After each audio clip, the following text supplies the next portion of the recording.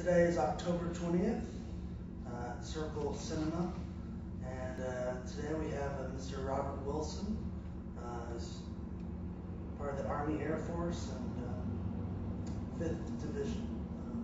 Thank you, Mr. Wilson, for being here. Thank you. Ask that you tell us your story in your words. Okay. I'm Robert Wilson. I live in Tulsa, Oklahoma, and I served in the 5th Air Force in the South and Eastern Pacific theaters of war.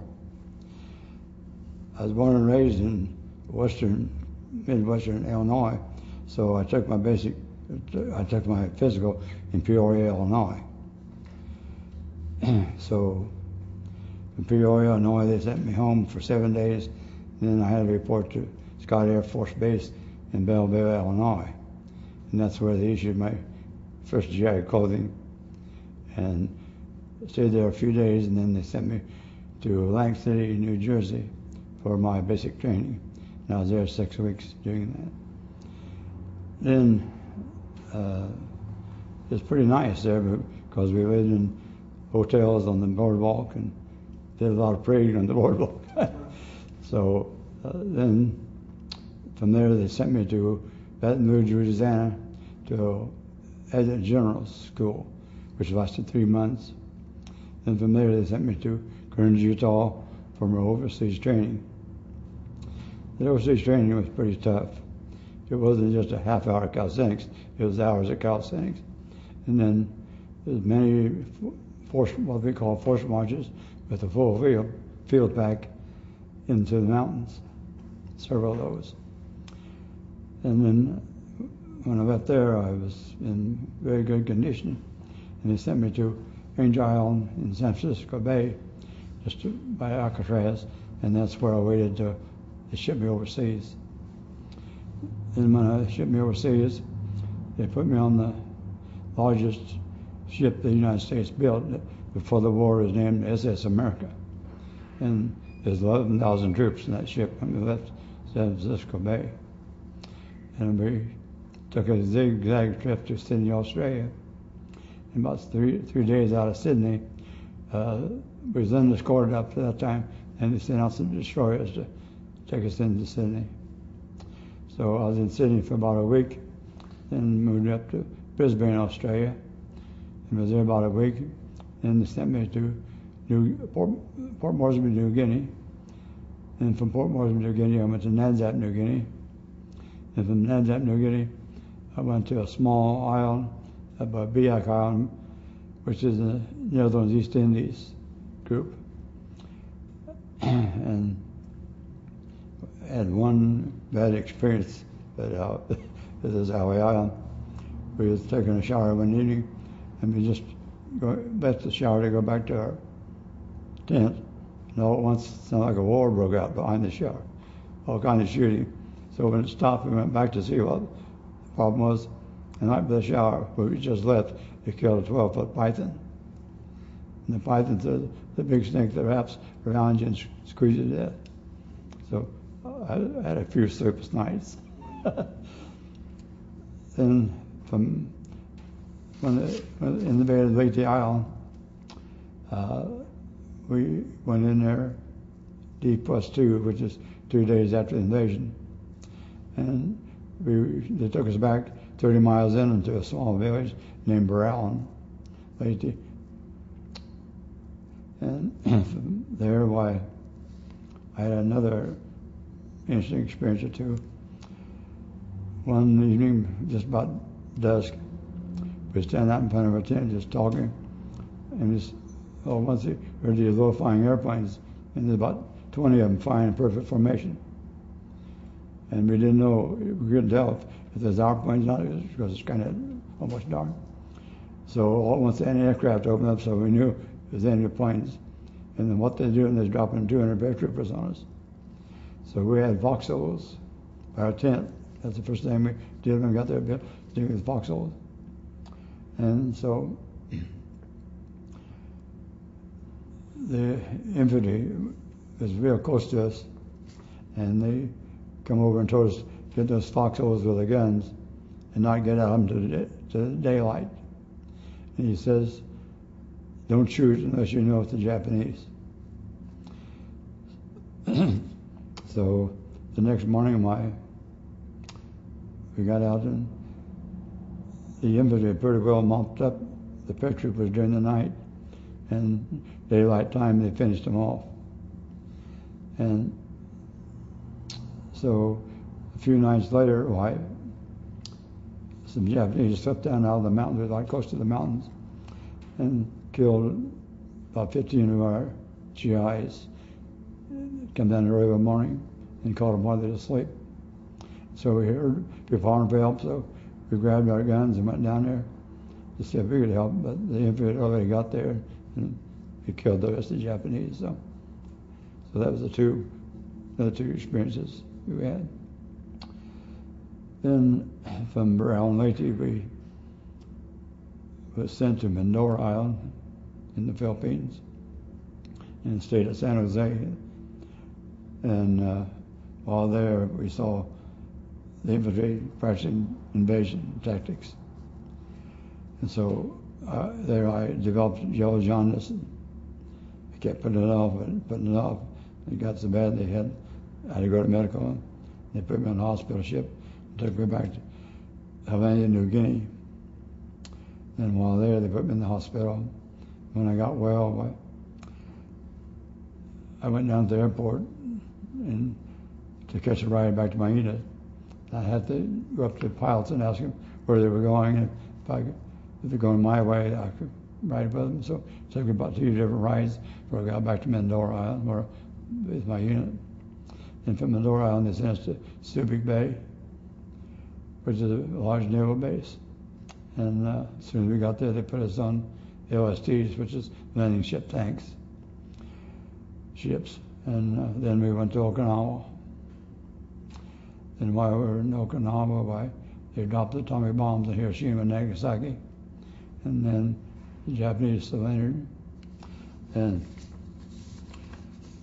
when Japanese were going down to Manila to sign the surrender papers, they went by the Iwo Jima just right off the coast of Okinawa. And this shows the plane that came in and the Japanese delegations. And what I thought was kind of interesting, several of the Japanese had swords. And I thought, well, that's kind of a funny thing that them had swords, but that's the way it was. So then the official signing and surrender of the country, the war was done in Tokyo Bay on the U.S. ship SS Missouri. And after that was done, they flew us into Honshu Island in Japan, and we was based at a Japanese Air Force base named Imagawa. At Imagawa, we had barracks, and we got Japanese boys to come and clean barracks and wash our clothes for us. So then, while I was there, they had a flag raising ceremony, and they raised the flag at Third Acre Field in Hawaii on December 7th, 1941. That's when Pearl Harbor was attacked. And that was kind of interesting. Then they issued us a Japanese rifle and bayonet there, and we shipped those back to my folks' home. And then, get ready to go home, they took us to Tokyo Bay and put us on a Liberty trip ship. And we were supposed to land at Seattle, Washington. And on the way there, we got into a terrible storm for about 3 or 4 days. And after that storm, for some reason, they said, well, we're going to land at Portland, Oregon. So we landed at Portland, Oregon.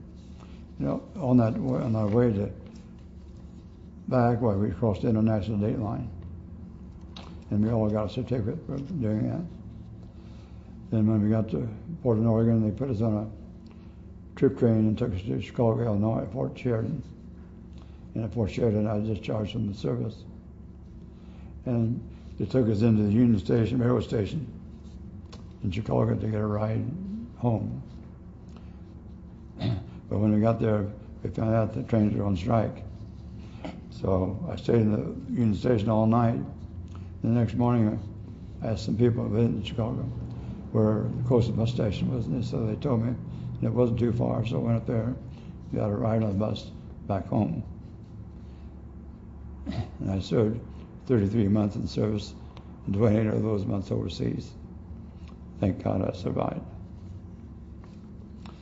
So right now I'd like to show you the ribbons and medals that I received.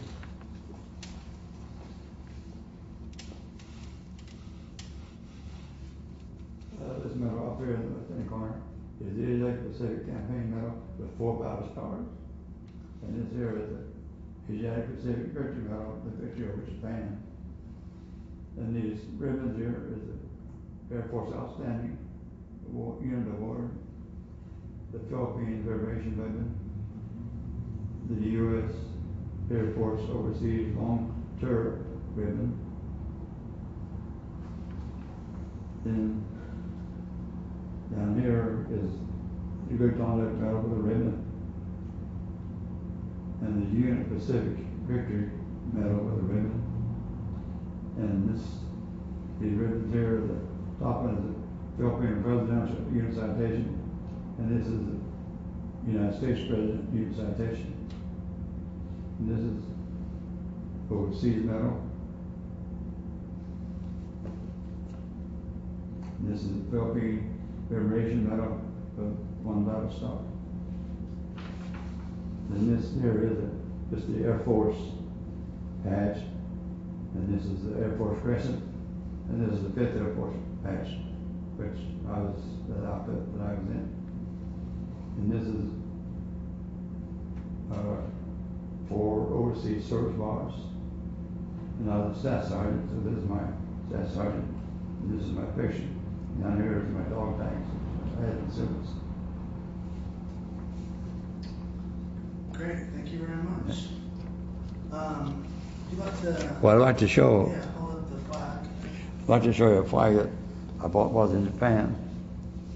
And this, some of the flags just has the sun in the center, but this has it raised. And we always said when we was in the fighting the war that we were going to set that rising sun. General MacArthur was the commander of all the Pacific Theater of War, and he was a great tactical man. He had those Japs guessing where he was going to hit next, and a lot of times he'd bypass where they thought they was coming, and after we bypassed, we could control the shipping lanes in there and stop their supplies. So I'm very proud to serve as the U.S. Air Force. Thankfully, I got home safely.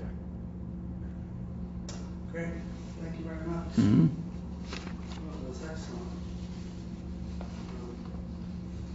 You forgot one thing about when you were sent back to, when you had the yellow jaundice in the ship, and Oh, hospital ship. Kind of crazy, but they're. We can add that on if you like. You want to tell that story? We can do that now. Oh, you want to? Yeah.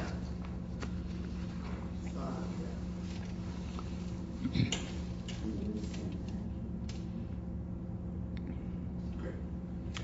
When I mentioned before, when I was on Minadora, I got yellow jaundice, and they put me on a hospital ship. Those hospital ships are well lighted, and they have the red crosses on them. And you go on this corridors, but it's international warfare law that those ships will not be attacked. But you never know that your enemy's going to honor that or not. So it was a bit scary going back, but didn't have any problem.